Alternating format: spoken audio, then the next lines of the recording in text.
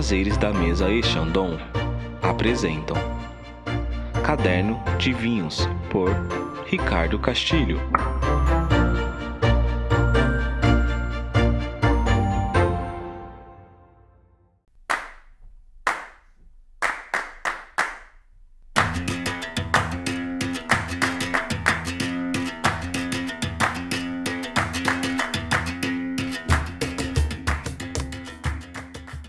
Olá, estamos aqui com mais um Caderno de Vinhos especial com a Chandon do Brasil, uma das empresas referências no mercado. E a gente vai falar de tradição, de qualidade, do futuro e do respeito aos artistas que plantam as uvas. E eu tô aqui com o fera, ninguém melhor do que ele, para falar de tudo isso, Felipe Mevel, o enólogo-chefe, o diretor técnico da Chandon do Brasil. Bem-vindo, Felipe. Bom dia, obrigado. Você é uma das referências, não só dos espumantes, mas dos vinhos, porque você tem um amplo conhecimento e com a sua gestão a gente teve ali uma revolução nos vinhedos, inclusive, né? Mas eu vou começar com uma pergunta fácil para você, né? Opa! Qual o segredo de fazer 50 anos de sucesso no Brasil? Essa era a pergunta fácil. Olha, para fazer 50 anos no Brasil, eu acho que é ter justamente acreditar, ver que existe possibilidade de se fazer, no nosso caso, espumante realmente de qualidade e perseguir um trabalho. Nosso trabalho, ele às vezes é um pouco ingrato justamente porque, primeiro, o fruto a gente colhe uma vez por ano, e se não deu certo, tem que esperar o ano seguinte para continuar progredindo, analisando, entendendo o que está acontecendo. Mas isso também a gente não faz sozinho, a gente faz realmente com toda uma comunidade, os viticultores que nos fornecem as uvas, todas as nossas equipes, tanto no vinhedo como na adega, e sem falar de toda a empresa em si também que comercializa, que está colocando o produto no mercado. Então é todo um trabalho de time. E time também, mais tempo, eu acho que realmente vamos dizer, a receita do sucesso. Mas para isso também tem que saber o que você persegue, ver aonde você vai. E uma coisa pela qual a gente realmente existe, a nossa razão de ser, é a excelência, perseguir realmente o melhor produto, explorar cada vez mais o terroir brasileiro. E nós continuamos acreditando cada vez mais que realmente o vinho do Brasil é o espumante. Bacana. E você falou de um negócio, a gente fala muito que o vinho nasce no vinhedo. Com certeza. E no caso de vocês é mais especial ainda, porque vocês trabalham hoje com quantos agricultores parceiros? Nossos viticultores que trabalham as uvas, hoje são praticamente 60, 80 famílias que acompanham a gente. Às vezes já, falando de 50 anos, a gente vê que está quase a terceira geração entregando uvas. O avô entregava, o filho, depois o neto que está entregando a uva com a gente. Então é um trabalho que a gente vê sempre pelo longo prazo. Quando a gente realmente faz 50 anos, meio séculos, você tem visão de longo prazo e isso faz que também agora a gente vai apostar mais 50 anos do futuro. Vamos ver o que vai acontecer. Tá, mas explica um pouquinho, quando nasce no vinhedo, o que isso quer dizer, meu? O que vocês fazem? Porque vocês dão toda uma assistência para esses agricultores parceiros, esses vinhateiros, né? É importante o consumidor para saber, para chegar até aqui, todo esse trabalho que foi feito por eles. Costumo dizer, às vezes as pessoas me veem como enólogo, mas a minha primeira realmente profissão é agrônomo. Eu sou ligado à terra. Para mim tudo começa com a terra, com as uvas que a gente vai cultivar. O nosso lema é um pouco o vinho, o espumante se faz no vinhedo. O que significa isso? Que a gente sabe que se as uvas não têm uma certa qualidade, um certo perfil, nada vai acontecer. A enologia basicamente é pegar ou tentar encontrar as melhores uvas. Então vamos voltar ao trabalho de viticultura, e a enologia vai respeitar esse caráter natural da uva, ou seja, se a qualidade não está dentro da uva, não adianta, não vai acontecer. Então, quando cada vez mais está convencido disso, sempre a gente vai voltar ao vinhedo, selecionar variedades, lugares. Então é um trabalho constante ligado à terra. E quando a gente fala também da terra e com essa visão de longo prazo, para mais os futuros 50 anos, a gente tem que trabalhar de forma como chamamos de sustentável, ou seja, que a gente preserva o que a gente tem, tenta não estragar, com grande respeito ao meio ambiente, aos nossos solos, porque a gente sabe que isso é a nossa ferramenta principal. Se a gente não tem isso, não vai acontecer nada, a história não chegamos até essa garrafa. Então é toda uma longa jornada, mas de novo, voltando, focando de onde nascem as coisas. Então, além dessa terra, além desses vinhedos, temos as pessoas. Vocês falaram muito dos viticultores que trabalham com a gente, e nós também somos viticultores na Chandon. Temos vinhedos próprios, que são responsáveis por um bom terço de nossas produções, e até algumas produções especiais que são especificamente 100% do nosso vinhedo próprio também. E um desses vinhedos próprios eu tive a grata satisfação de conhecer, que é lá de Encruzilhada do Sul. É um dos vinhedos mais bonitos do Brasil e Obrigado. É a maior plantação de Pinot Noir, né? Explica um pouquinho esse projeto. Exatamente. Então, isso é bem claramente ligado em toda a nossa história aqui no Brasil. Né? Esse ano a gente está festejando nossos 50 anos de fundação, quando em 1973, imagina, chegando da França no Brasil, trabalhar com uvas. Já só dizer isso já era será que é sério isso? Mas sim, é sério. E a gente começou pela região tradicional que existia na época, que é a região de Garibaldi, Bento Gonçalves, Caxias do Sul, a Serra Gaúcha. A gente foi se desenvolvendo e ao fazer 25 anos que a gente se definiu uma vinícola 100% espumante, a gente foi crescendo, chegando nos anos 2000. Na verdade, na virada do milênio, houve uma demanda tremenda para espumante. As pessoas lembram que tinha que ter uma garrafa para virar o milênio. E a gente percebeu realmente que talvez, no nosso berço natural de Garibaldi, podia ser que a gente era um pouco justo no abastecimento de uva, estava na hora de olhar para outras regiões. A gente foi procurando e dentro de nossas pesquisas a gente chegou então na Serra do Sudeste, no braço norte, no município de Encruzilhada do Sul. A gente criou uma propriedade e a gente desenvolveu o vinhedo lá a partir do ano 2000, continuando como a gente está fazendo, e dentro justamente de nossos conceitos de respeito à natureza, respeito ao meio ambiente, a gente planta realmente os lugares que merecem receber as uvas, zonas um pouco mais úmidas, os bosques nativos foram respeitados, mantidos, e hoje criou esse vinhedo realmente todo harmonioso com a natureza. E a gente sempre foi indo cada vez mais longe, tentando ter o máximo respeito à natureza. Por exemplo, vocês viram que lá você vê nenhum pedaço de terra nua, está sempre coberto de vegetal, então temos cobertura vegetal total. E desde agora, o ano de 2022, estamos em zero herbicida. A gente não aplica mais esse defensivo que permite controlar os insos. Então a gente deixa tudo crescer e a gente controla a base de roçadas. E esse trabalho a gente também abre a porteira e deixa realmente uma auditoria verificar nossas práticas. E então esse vinho em Encruzilhada do Sul, desde o ano 2020, em 2021, 2022 e agora 2023, por 4 anos consecutivo, recebe vamos dizer, o selo PIUP, como é chamado no Brasil, é Produção Integrada de Uvas para Processamento, mas que nada mais, para resumir, para ficar mais claro, é uma reconhecer práticas de viticultura sustentável. Então existe o padrão, e a gente sempre procura fazer um pouco além, melhor que esse padrão ainda, para reforçar todas as nossas práticas de sustentabilidade. E com direito até as capivaras passeando por ali, né? Quando eu fui, tinham várias ali passeando, que mostra que realmente funciona, né, o respeito à natureza local. Exatamente. A nossa ideia realmente é que a nossa atividade se insira dentro do bioma Pampa, como é conhecido lá. E uma das provas que você justamente viu e lembrou são os animais, as capivaras, tem um monte de animais também. Tem vários também espécies até em via de extinção ameaçada que existe dentro dos bosques. Então fez esse levantamento de fauna, fez também levantamento de flora. E falando disso também, a gente vai um pouco além. Então, a gente participa num programa de um resgate de uma espécie em via de extinção, que é uma palmeira, que chama de butia, ou butiazeiro.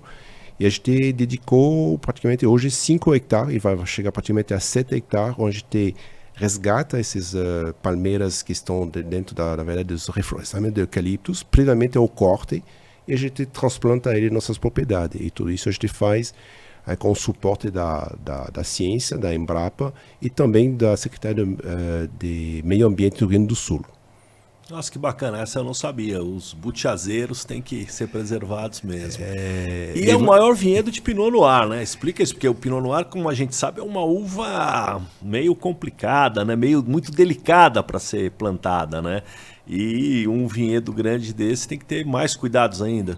Exatamente. Então, essa uva Pinot Noir realmente também tem realmente toda a ver com a história da Chandon. Eu, pessoalmente, me juntei a Chandon em 1990, então a Chandon já tinha, se faço bem o cálculo, 17 anos, e a gente continua justamente tentando identificar quais seriam as melhores uvas, as uvas mais interessantes para elaborar espumante de qualidade aqui no Brasil. Então, dentro do que a gente tinha já existente, a gente ficou com a uva Riesling Itálico, que isso é cultivado já praticamente quase, vamos dizer, 90 anos, então transmissão de geração, um patrimônio que nós temos a preservar. Já tinha um pouquinho de Chardonnay, então uma branca para base espumante está ok. E a coisa que realmente ficou diferenciada e que a gente participou muito nesse trabalho foi a uva Pinot Noir. Quando eu cheguei em 1990, realmente tentava produzir vinhos tintos a partir dessa uva com muita dificuldade, ela é delicada e ela tem um pouco essa particularidade, com esse pequeno defeito, e quando mais amadurece, mais sensível às podridões se torna. Para elaborar vinhos tintos, você precisa realmente avançar muito na maturação, então tinha realmente um antagonismo, uma dificuldade que os viticultores vivenciam, e também os vinicultores, né, os enólogos não estavam satisfeitos com a qualidade dos vinhos tintos de Pinot Noir. E já na época, bom, você pensava, vamos eliminar, essa não serve. E aí, um momentinho, antes de cortar tudo, vamos fazer alguns experimentos também. E como era recém-chegado lá, dizer aquele francês que quer fazer, o que é isso? Mas logo eles perceberam qual era o que a gente queria fazer. Na verdade, a gente se interessou como uma base espumante, então a gente ia colher essa uva um pouco mais cedo, que se necessita para o vinho tinto. Então já ela não estava tão sensível às podridões.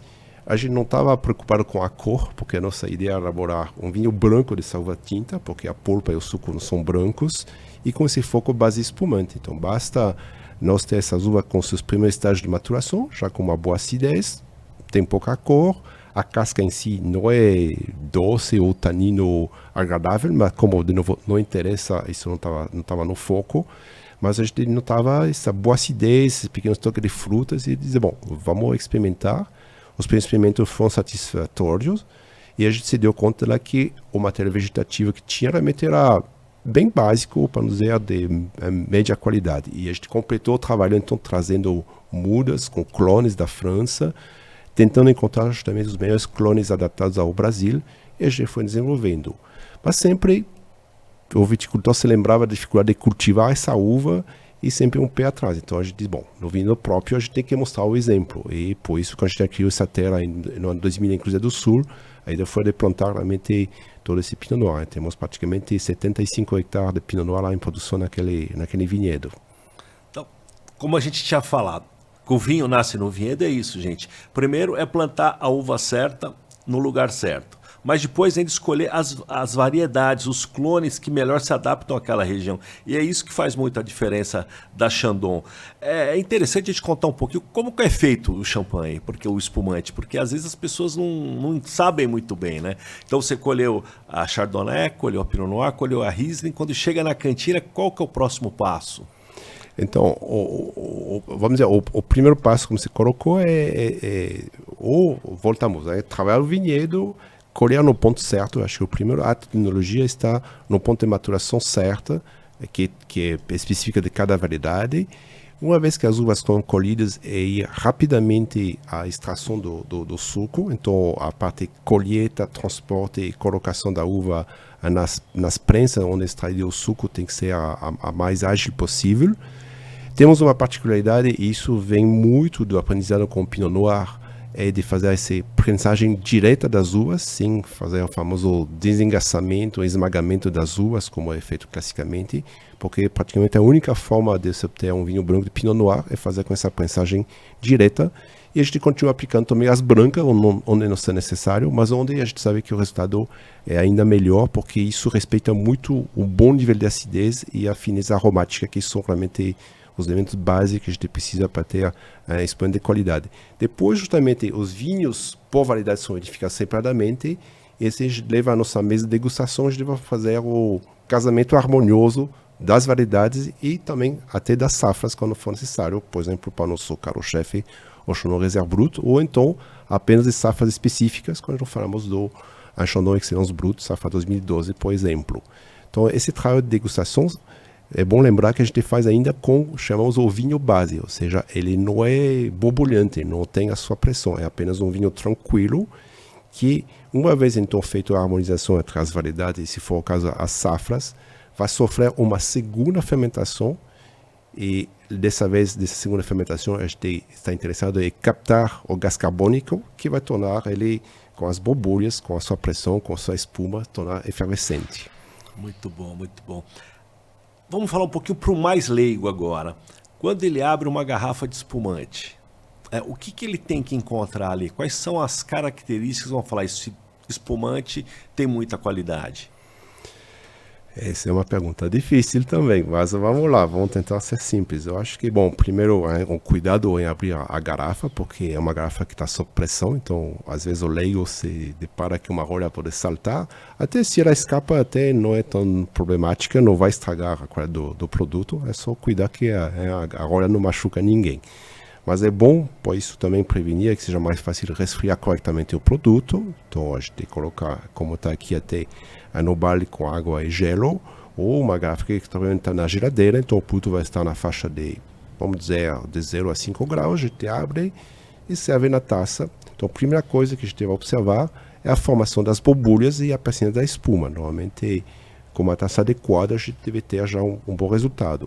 Depois é como o vinho, a gente vai colocar no nariz, a gente vai tentar sentir os aromas que vão vir das características das uvas, vão remeter a frutas, e provavelmente vamos também tentar sentir então, o efeito da segunda fermentação, que são outros aromas que têm como origem as leveduras. Então vão remeter a flores brancas, ou pão fresco, ou toque de levedor, que alguns também conhecem, quem faz bolo, quem cozinha conhece isso muito bem. E se de repente o produto também tem um amadurecimento a mais, um envelhecimento a mais, outros aromas vão aparecer, dito terciários de evolução, que já vão remeter a mais a frutas secas, a pequenas torrefação, por exemplo. E depois é tomar, colocar na boca. A borbulha que a gente quer que ela seja fina no visual, tem que ter uma impressão de borbulha fina na boca. Isso dá uma impressão, chamamos de espuma delicada, fofa, a sensação de cremosidade, que desliza bem no paladar, apesar de sentir a sensação de agulha, de comichão da borbulha. E sentir também um bom frescor, a boa acidez que te faz salivar. Um espumante tem essa característica de entrar na boca para te fazer salivar, mas também aguçar bem os sentidos. Sentir também os aromas na boca.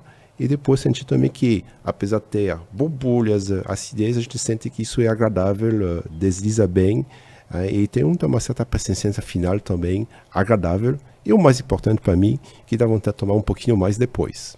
Isso é fundamental, sempre dá vontade de tomar mais um golinho. Exato. Né? E o espumante da Chandon sempre está associado aos bons momentos da vida, né? Às grandes celebrações.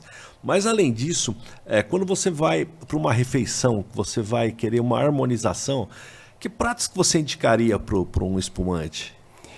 Isso é uma colocação muito interessante. Às vezes as pessoas também não acham que realmente um espumante é um momento de celebração, até quase nem toma, mas na verdade os espumantes podem realmente harmonizar muito bem com as refeições. Obviamente não vamos colocar um prato muito forte, uma carne com um molho realmente potente, não, vamos pensar em coisas mais leves, porque afinal uma das grandes características dos nossos espumantes aqui no Brasil é esse lado leve, refrescante, essa leveza que nos leva à alegria de ter os amigos, a alegria de viver aqui dos brasileiros também, porque a Chandon, a gente diz, ela não é só um Chandon do Brasil, realmente já estamos com a nossa raiz bem fincada no Brasil. E o que significa isso? Então, dentro de algumas de nossa linha, temos espumantes também que são, digamos, mais, vamos dizer, mais enogastronômicos. O que significa isso? É uma palavra complicada. Na verdade, eles vão ter mais aptidão a harmonizar com os pratos. Nós temos, então, por exemplo, esse Chandon Excellence Brut. ele vai ter um pouco mais de potência, um pouco mais de persistência, mas os pratos têm que ter uma série de delicadeza. Então, com esse prato de Chandon Excellence, uma coisa talvez um pouco mais sulista, temos as trutas, uma truta grelhada com amêndoas grelhadas também, isso é uma coisa bem agradável, mas podemos ter frutos do mar, peixes delicados, mas dá para usar, porque são espumantes também que, quando você precisa de frescor, ele tem frescor, quando você precisa mais do lado redondo, macio, ele vai te entregar. Então, por exemplo, a gente já teve a experiência de servir um pouco ousado, mas funciona muito bem, eu garanto. É um leitão bem jovem, assado, harmoniza muito bem, porque um pouco de gordura precisa ser frescor, o espumante vai te entregar, no momento que está mais a parte carnuda na boca, é o macio que vai combinar muito bem com a proteína da carne. Então, o leque é bastante aberto, desde que, na verdade, o que é? Pega os pratos favoritos e faz um primeiro teste, se às vezes um ingrediente do prato se sobrepõe, é só ajustar a medida e vai dar uma harmonização realmente muito interessante. Além de nós ter uma variedade espumante de coisas mais simples, de coisas mais sofisticadas, de coisas até muito frutado, como o nosso Chandon Passion, por exemplo. Não, eu concordo, porque outro dia eu provei com uma costela de duroc suína e eu achei que combinou muito bem, porque eu temperei apenas com sal, fiz na grelha e o casamento foi majestoso. Mas a gente está falando um pouquinho aqui do espumante Excellence, né? Que é o suprassumo da Chandon, né? É a linha de vinhos mais finos, mais top, que é claro feito com a base do Chandon Reserva também, né? Toda a excelência também está ali. Mas eu queria que você explicasse assim, o diferencial que faz o Excellence ser tão especial.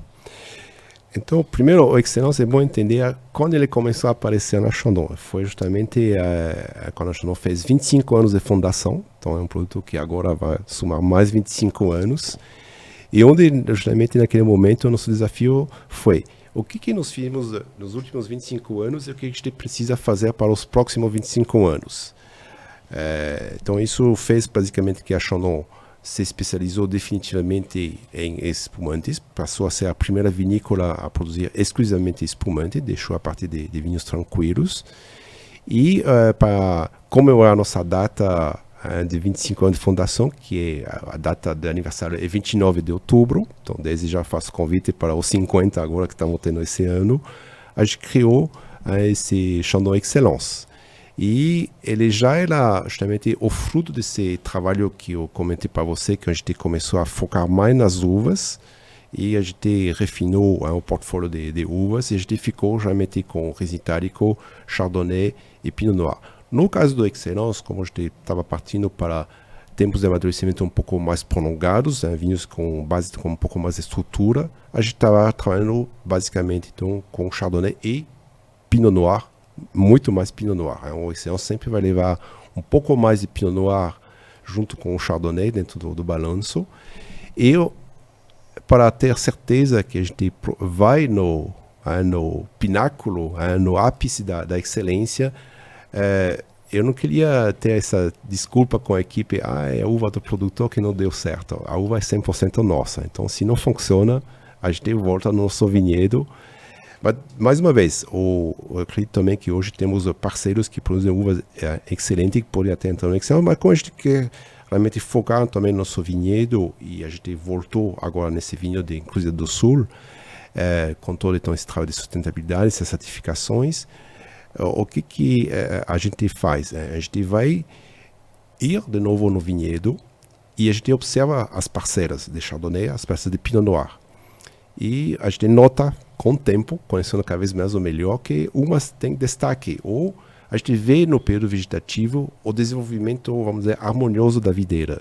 Não é questão de ter menos uvas, não. É um equilíbrio, é olhar o dossel vegetativo, a quantidade de folhas que nós temos e a quantidade de frutas que a videira coloca. Então, tem anos que vai colocar um pouco mais, vai colocar um pouco menos, é a variação que nós temos. Mas o que a gente vai destacar como o olhar do agrônomo, do viticultor, esse equilíbrio entre a fruta e a planta. Eu costumo dizer, a gente vai no vinhedo e diz, olha, essa ela tem gosto de botar essas frutas. Quando isso acontece, então, a gente identifica essas quadras, a gente vai fazer as vinificações separadas, cabe a nós de, realmente, na medida do possível, colher no ponto certinho de maturação. Uma grande característica que a gente procura nesse vinho também é ver que isso vem em forma de maturação homogênea, ou seja, não tem essa heterogeneidade da maturação, então isso é sempre um indicador de coisa diferenciada. Então, esse tudo de bom que a gente vê no vinhedo acaba a nossa mesa de degustação, na degustação no momento dos vinhos base. E a gente costuma reunir naquele momento o time de nossos enólogos, inclusive sempre a gente convida nossos time também da viticultura, você conhece também o Eugênio e o Márcio, e depois é o time da enologia. E a gente vai degustar uma seleção de 8 ou 10 vinhos que vêm dos nossos vinhedos, mas é o que a gente quer naquele momento. É um pouco o pessoal, sabe, sentir, puxa, aqui tem uma coisa diferenciada. Ou seja, o tudo bom que a gente vê no vinhedo tem que ser um tudo bom na nossa taça. Então, a gente gosta de ter até unanimidade desse comitê. E se, além da unanimidade, eu tenho o famoso wow effect, aí eu dizer, isso é o caminho certo para a excelência. Isso não significa que a excelência vai ser elaborado em anos excepcionais, pode ser anos mais de dificuldade, mas como o vinhedo nos mostrou coisas boas e que essas coisas boas estão muito boas na nossa mesa de degustação, aí sim pode dar original excelência. Então, o que acontecia também antes? A gente era um pouco tímido, a gente não estava seguro da coisa. Às vezes era safrado, às vezes tinha um pouco de assemblagem, aos poucos ficou safrado, mas a gente não declarou. Foi esse ano de 2023, 2022, 2023, a gente se sentiu maduro para dizer, não, bom, agora a gente vai destacar também uma safra e linkar um pouco a nossa excelência a cada nova safra que vai entrar. Agora, a sequência é bem aleatória, então a gente sabe que pode ter, às vezes, anos que se seguem, pode ter uma ausência, continua, enfim, é o jogo um pouco do que a gente vê no vinhedo e a nossa mesa de degustação que faz o excelência. Outro destaque da elaboração dele, então, por partir de uma assemblagem de vinhos base realmente de ótima estrutura, a gente se permite também amadurecimentos mais prolongados. Tipicamente, para o excelência, é colocar então, essa fermentação em tanques, pela agitação suave que a Chandon mantém durante todo o processo, e passamos dos nossos típicos 4, 5 meses a, no mínimo, 1 ano. Então, 12 meses, 15 meses, aí a gente vai filtrar, engarrafar, e temos que deixar também um tempo adicional na garrafa com a rolha para que ele desenvolva realmente toda essa complexidade aromática. Isso precisa mais, vamos dizer, 1 ano e meio a 2 anos na garrafa. Então, o Excellence vai necessitar praticamente uns 3 anos de amadurecimento para ser colocado no mercado. E o pessoal acha que é fácil, né? Fazer. Não, para ter essa qualidade, aqui a gente está falando de um vinho da safra de 2012. Isso. Que está fazendo 11 anos. Né? E ele está delicioso. Né? Ele tem a fruta, tem a estrutura, tem uma elegância, tem uma harmonia muito interessante. Quanto tempo mais você acredita que ele consegue amadurecer bem ainda? Então, essa pergunta é uma pergunta que desde que a gente começou a fazer os primeiros lotes de excelência, a gente vem se fazendo também e vem acompanhando. Essa safra 2012 realmente é a safra onde tudo corre tudo bem, ou seja, a saída do inverno sem geadas, a videira se estabelece, esse estilo de primavera que nós temos tipicamente no Rio Grande do Sul, com um pouco mais de chuva, mas é o momento da fase vegetativa, então o dossiê vegetativo se estabelece muito bem. À medida que a gente avança na fase de floração, frutificação, as chuvas se tornam mais escassas, e então é um desenvolvimento perfeito de uma ótima sanidade.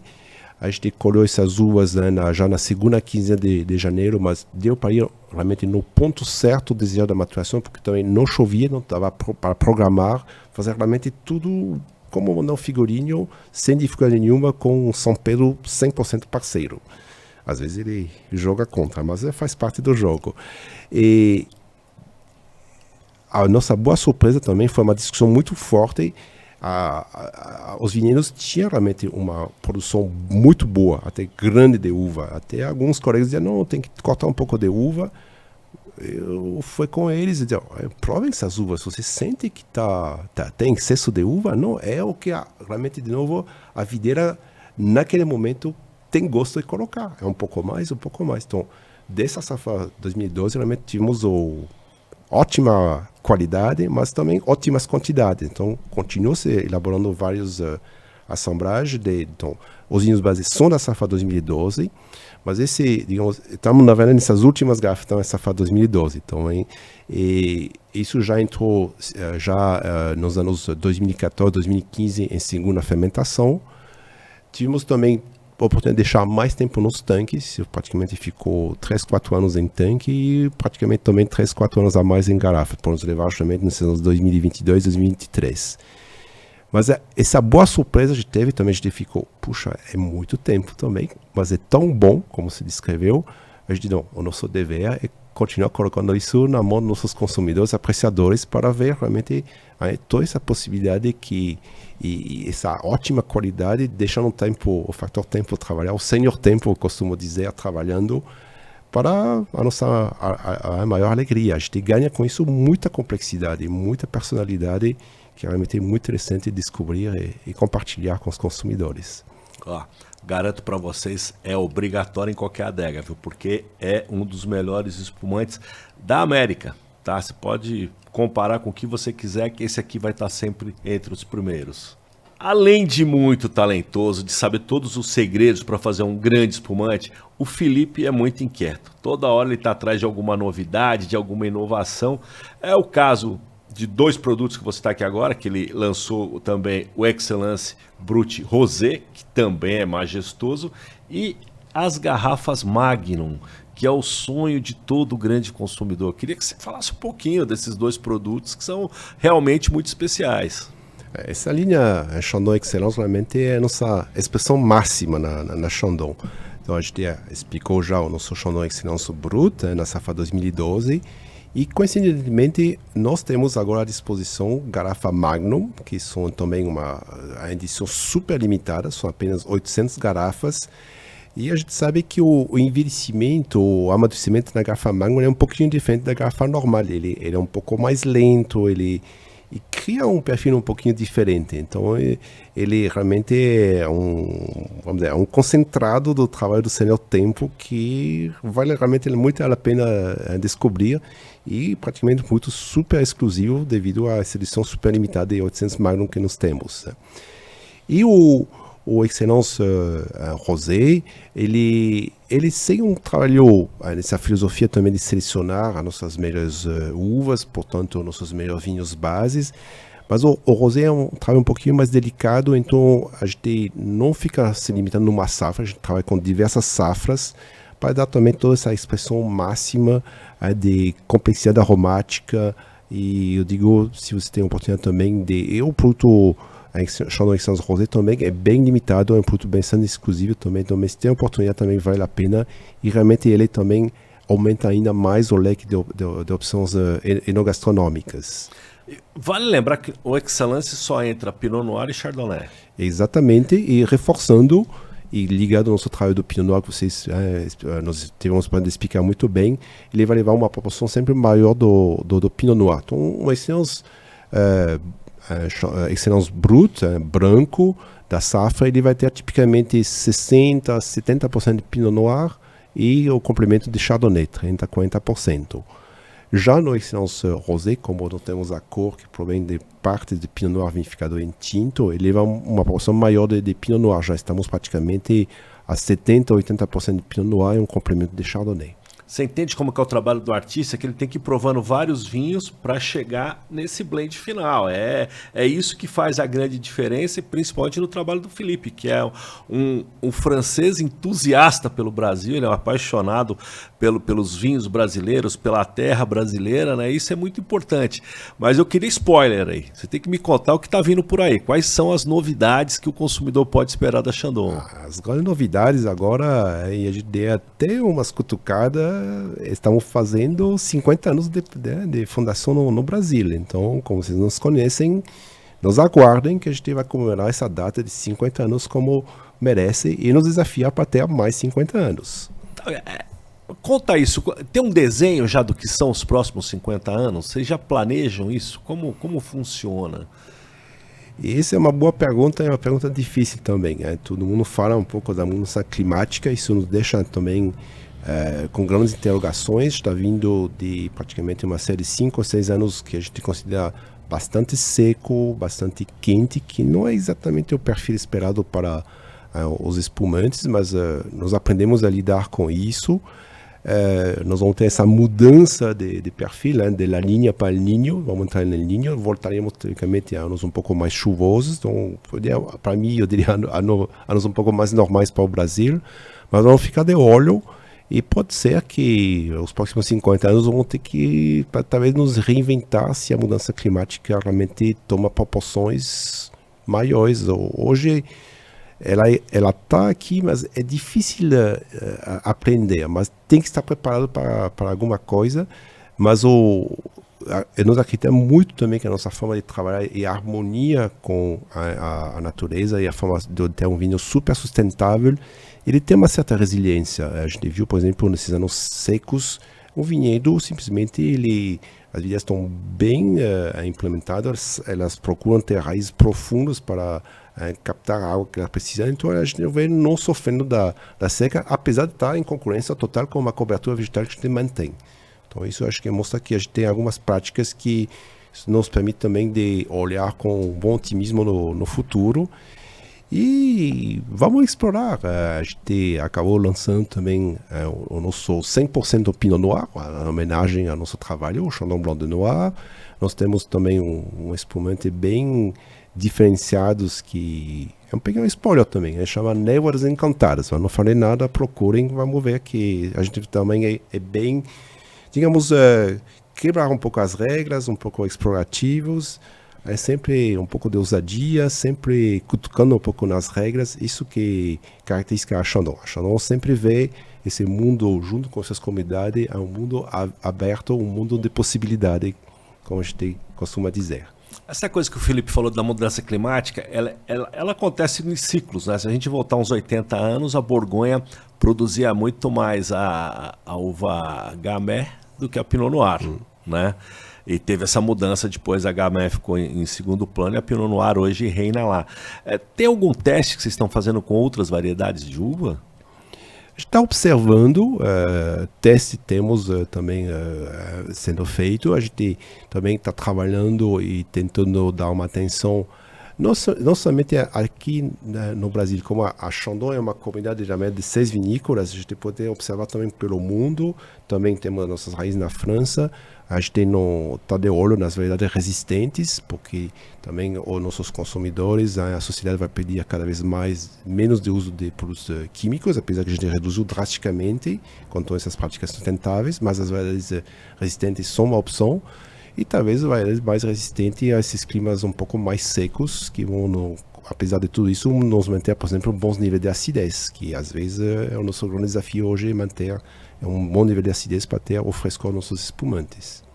E aqui com esse terceiro episódio, essa conversa maravilhosa com o Felipe Mevel, que é um dos principais enólogos da América, assim, um grande apaixonado pelo Brasil, a gente termina em grande estilo essa série do Caderno de Vinhos, né, que foram 3 episódios, o primeiro deles com o pessoal maravilhoso do Nelita, né, a Tássia e o Daniel, pessoas fantásticas do mundo do vinho, o segundo episódio com a linda, simpática, competente Cafira, que faz um trabalho de excelência com a cozinha brasileira lá no Fitó. E a conversa com o Felipe aqui foi maravilhosa para quem quer saber muito mais sobre os espumantes e principalmente sobre esses chandons que ele coloca no mercado, que são vinhos elegantes, complexos, cheios de fruta, com uma acidez perfeita e que sempre dá aquela vontade de mais um gole. Obrigado, Felipe. Muito obrigado, Ricardo, também. E a gente faz o convite também nos visitar lá na nossa adega. Opa, convite aceito. Saúde! Saúde!